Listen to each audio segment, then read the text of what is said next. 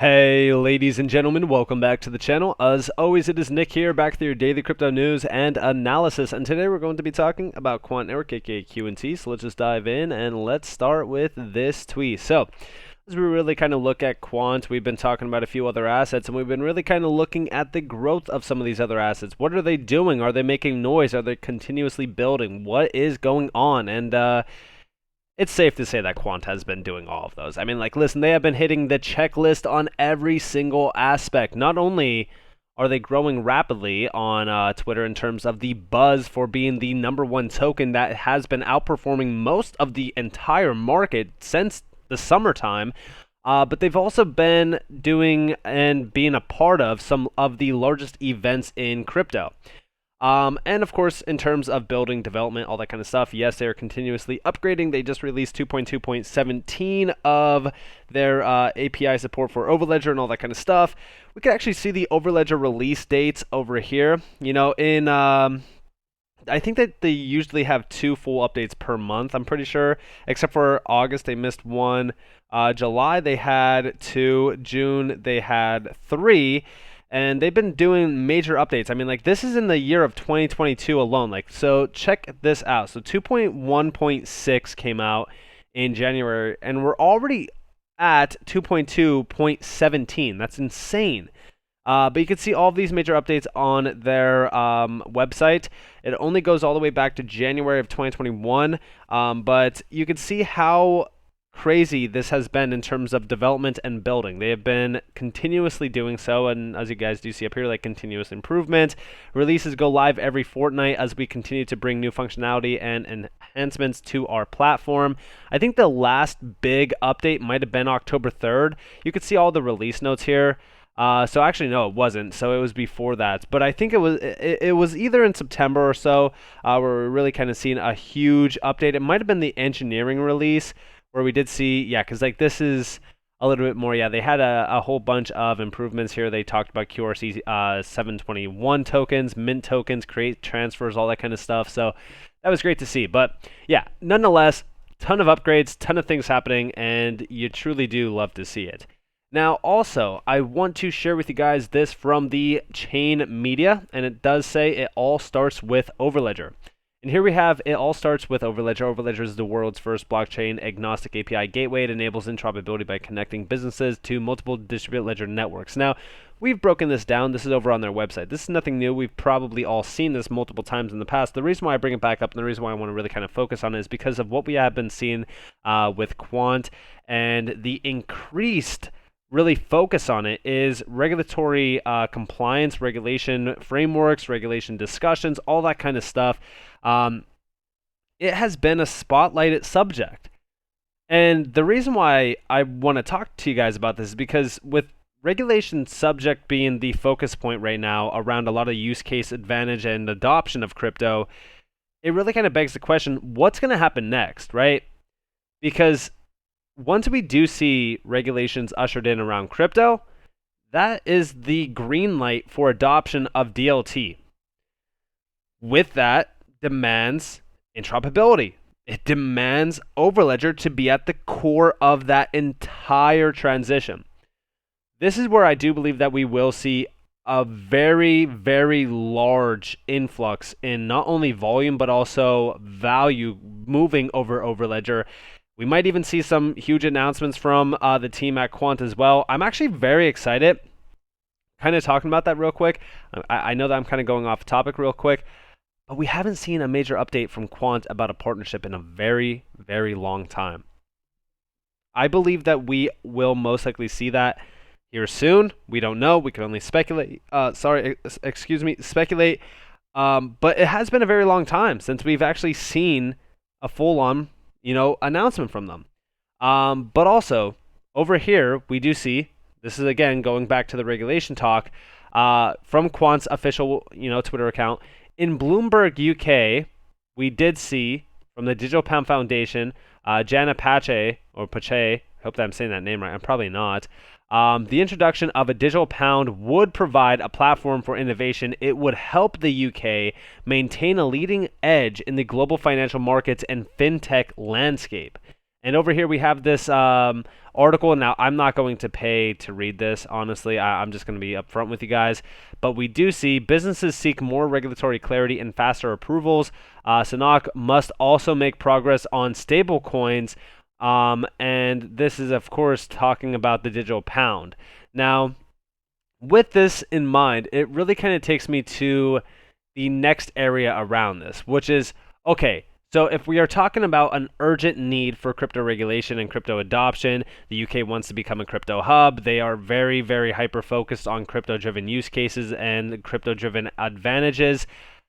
At some point in time, I believe that with the area that Quant is focused on and with the connections Quant already has for the UK, I believe Quant will power the UK's digital transition and revolution in terms of their financial infrastructure. Now, what really got me excited about this, because again, this is talking more so about regulatory clarity, talking about, adopting crypto and stablecoins and all that kind of stuff, is the article that got posted back on the 23rd. And this got posted earlier back in October, but this is from, of course, Quant's official Twitter account saying, in case you missed it, Quant founder and CEO Gilbert Verdian speaks to Forbes on how the U.S. risk falling behind on creating regulations for digital assets and crypto. And I'm pretty sure we broke this a little bit down yesterday, but the reason why I bring this back up is just talking about the transformation that's happening behind the financial system. We do see that the financial system has the opportunity to evolve something that's fit for the purpose for the next 30 to 40 years. The reason why I really think that this is such a huge opportunity for us is because if this is going to be the standard that is going to set the precedent for the next 30 to 40 years, then this is probably going to be one of the biggest asset classes in the history of not only finance, but just globally. I mean, think about it. This asset class could easily be a huge, huge market, which yesterday we did talk about it possibly being $100 trillion. But you could see everywhere around the world, they are prepping and preparing for the new financial system. That's why we want to see regulations kind of ushered in, because this is going to greenlight, like I said, greenlight the entire transition to DLT-driven use cases, as well as possibly even transition to a DLT-driven financial system. And this is all going to be centered out on a DLN, distributed ledger network, powered probably by Overledger. And we do see like this quote down here, which we just read over here, like it's really just having intelligence built into digital assets, into traditional assets such as securities, and also money is transformational. And this is talking about the huge transformation of money in general. The U.S. is definitely going to play catch up, and I think that they will move pretty quick once they need to. But the UK, Europe, I mean, they have all been extremely ready for crypto for a while. And again, it's only a matter of time before the US starts to move pretty quick within that area as well.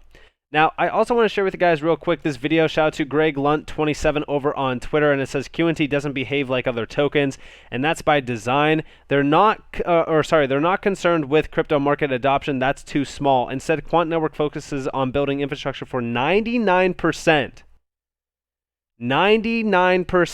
of existing financial value and capturing huge global enterprise volume. Listen closely to this. It's about a minute long. I think enterprise blockchain is the biggest market you can actually go after. If you look at one of the HSBC reports from last year, they looked at what does digital assets look like by 2027, and it's in the trillions. You take a traditional security, you tokenize it, you make it a digital asset, then you have payments, and then you have settlement, and then delivery reverse payment of digital assets. Enterprise is where the market is. On the large scale, what's happening is entire systems are transforming and re-platforming and re-architecting to be compatible to decentralization. They're not turning off what they've got and putting everything on blockchain. They've invested billions and billions of dollars and pounds into their infrastructure. But what you do is you take that existing investment and you make it compatible to DLT. And that's what we're doing. You know, our core is to show how easy it is to integrate through our API, whatever you've got that's existing, to be able to talk to different digital assets and blockchains and transact across them. It's a huge market, and we're excited because the adoption is happening.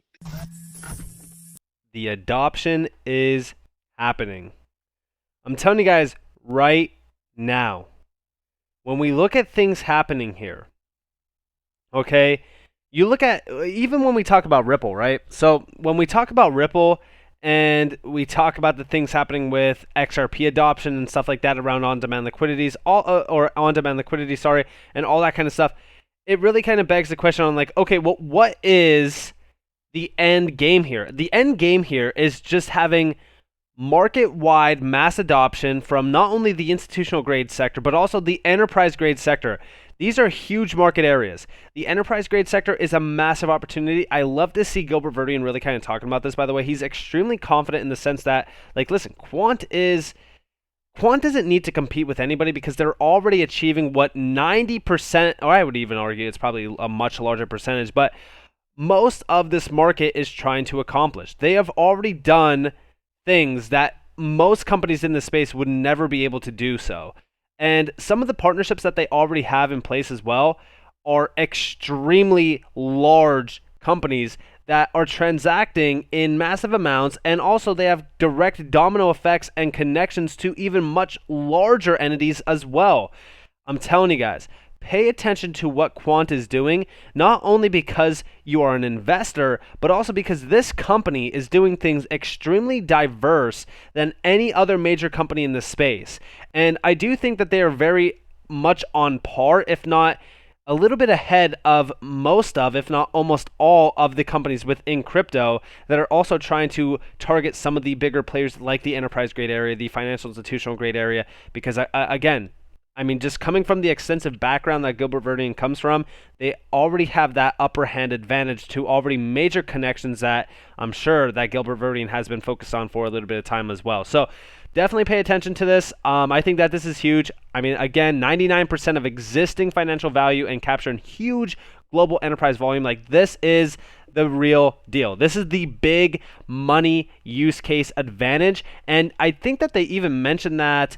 So I'm pretty sure in that screenshot, yeah, built for enterprises, easy integration into enterprise tech stacks. Like, this is going to be that 3-line of code, massive streamlined implementation, and they're going to have that almost instant green light to utilize any DLT of their choice, transact, utilize the use cases that are on these DLTs like cross-border payments, all that kind of stuff. Like, this is going to truly open the door for, like, we're talking about crypto-wide adoption in the high-value figuration. So with all of that in mind, I hope that you guys enjoyed this video. If you guys did, definitely leave a like, subscribe to notifications on if you guys want more free content. You guys are more than welcome to follow me on Twitter and join the free Discord down in the description below. As always, up to you all. Have a beautiful day, beautiful night. Wherever you guys are on this before. This has been Nick. Peace out, guys.